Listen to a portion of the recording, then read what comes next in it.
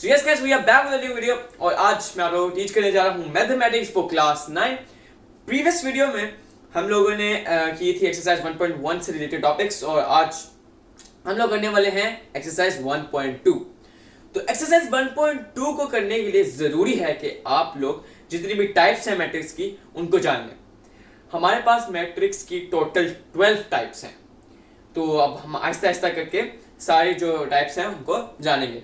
हमारे पास first type है वो है row matrix. A row matrix is a matrix which contains only one row. For example, हमारे पास है A is equals to 1, 3, 5. If you look here, we are having only one matrix, one row. Sorry, we are having only one row. So as a result, this would be known as a row matrix. अब आगे चलते हैं, हमारे पास है column matrix. A matrix which contains only one column is called a column matrix. For example, we have A is equals to, चलिए B कर लेते हैं, B is equals to 1, 3 and 5.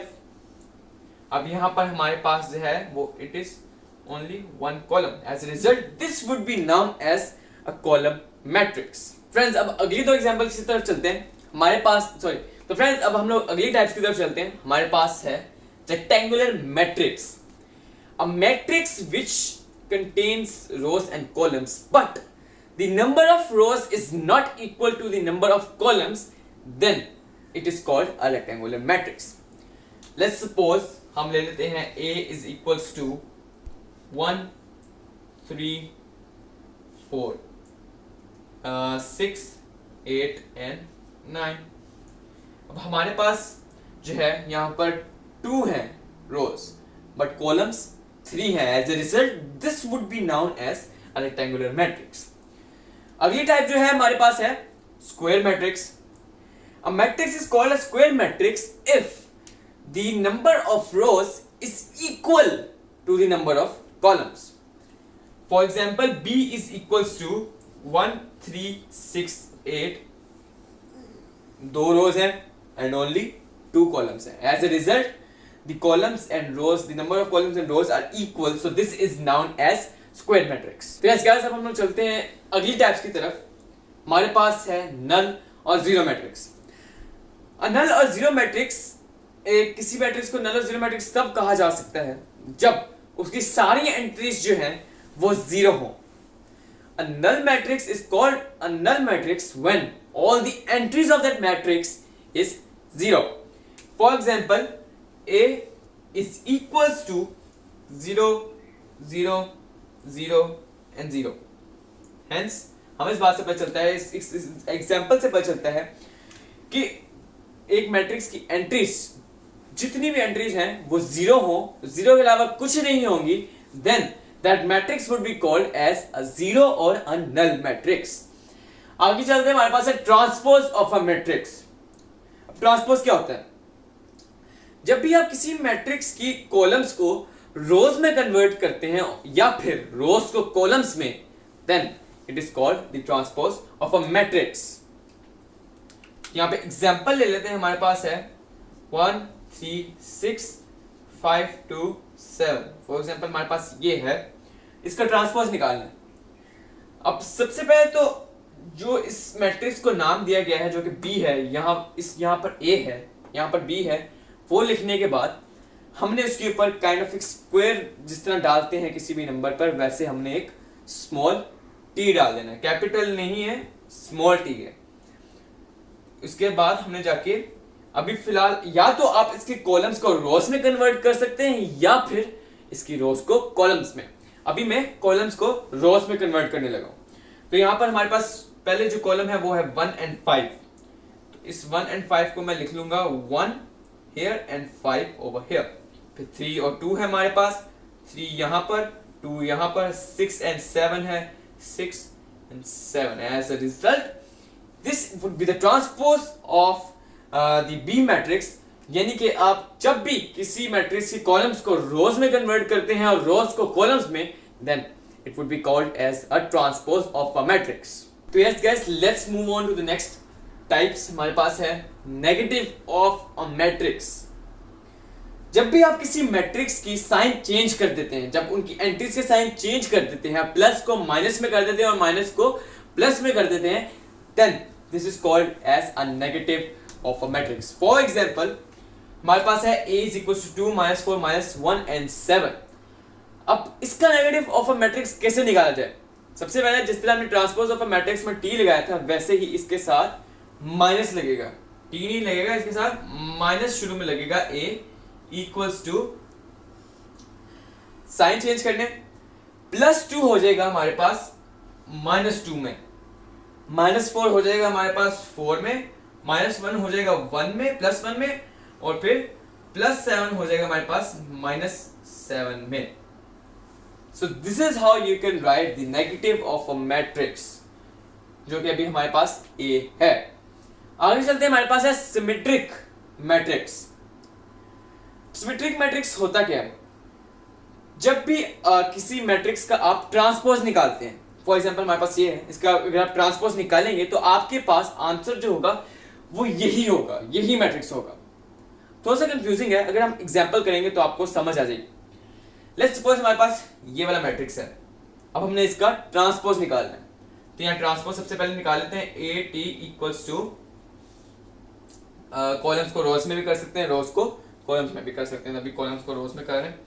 1 2 3 1 2 3 2 minus 1 4 2 minus 1 and 4, then 3 4 and 0 3 4 and 0।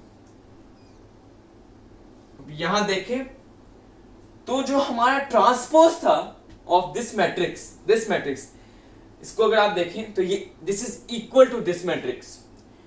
1 भी वहीं पर है, 2 भी वहीं पर है, 3 भी वहीं पर है, ये सारे जितनी भी एंट्रीज हैं वो सेम लोकेशन, सेम पोजीशन पर ही हैं और वो सेम ही हैं।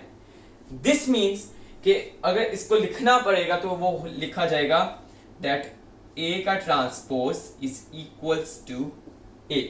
This is how you can write the symmetric matrix. So this is how you can solve these both. So yes guys, let's move on to the next types. हमारे पास है skew symmetric matrix। अब skew symmetric matrix तभी एक matrix को कहा जा सकता है जब when it's the transpose of that matrix is equals to the negative of that matrix.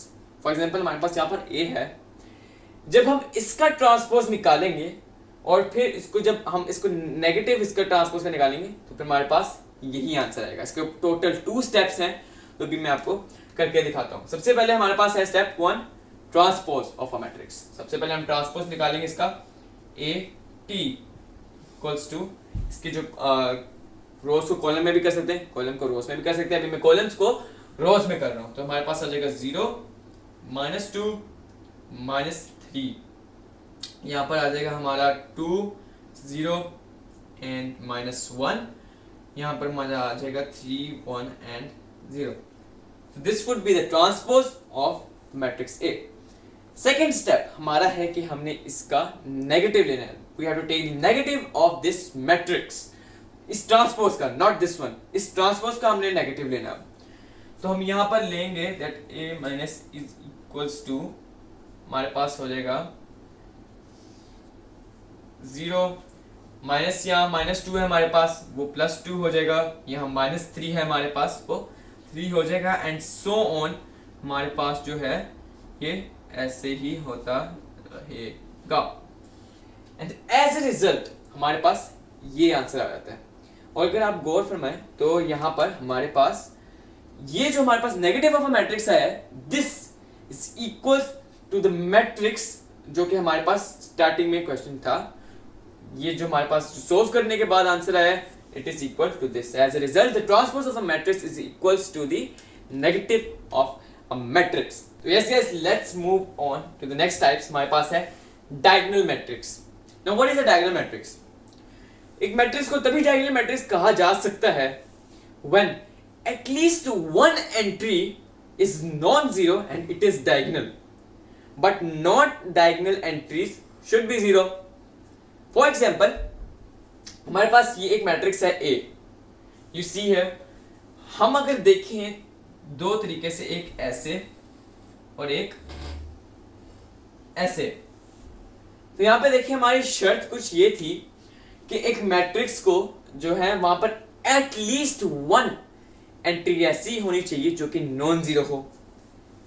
यहां पर वन नहीं है, एटलीस्ट वन लिखा हुआ है, ठीक है ना, यानी कि वन से ज्यादा भी हो सकती हैं। तो यहां पर हमारे पास 3 एंट्रीज ऐसी हैं जो कि नॉन जीरो हैं।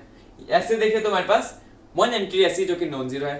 फिर ये थी कि उनको डायगोनल होना चाहिए, ये भी डायगोनल है और वो भी डायगोनल है, यानी कि this would be known as a diagonal matrix.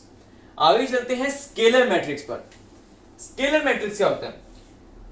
जब किसी मैट्रिक्स की जो डायगोनल एंट्रीज होती हैं वो सेम होती हैं, जो एंट्रीज हैं diagonal they are same, then it would be known as a scalar matrix. For example हम ले लेते हैं a इज इक्वल्स टू 2 0 0 0 2 0 0 0 2।